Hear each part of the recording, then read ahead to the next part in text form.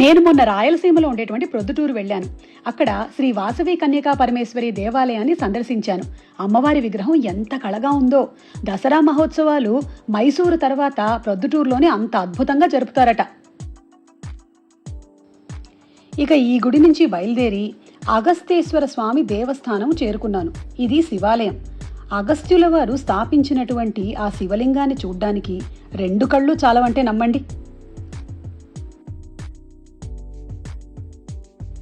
ఈ ఊరిలో ఉండే మరో అద్భుతం ఏంటంటే సాక్షాత్తు శ్రీరామచంద్రుల వారే స్థాపించిన సైకతలింగం.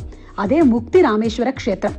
అయితే ఆ క్షేత్రాన్ని దర్శించే ముందు కాశీ హనుమంతలింగేశ్వర స్వామిని దర్శించి తర్వాత ఇక్కడికి రావాలి. హనుమంతుల వారు కాశీ నుండి తెచ్చిన లింగాన్ని ఇక్కడ ప్రతిష్ఠించారు.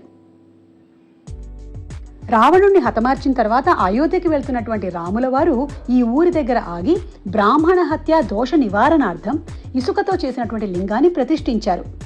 అదే మనకి ముక్తి రామేశ్వర ఆలయంలో దర్శనమిచ్చేటువంటి సైకత లింగం. అప్పటి నుంచి ఇప్పటి వరకు ఆ లింగం దగ్గర ఊటబావిలాగా నీళ్లొస్తూనే ఉంటాయి. అలాగే అదే గుడిలో ఉండేటువంటి అమ్మవారిని కూడా చక్కగా దర్శించుకున్నాము.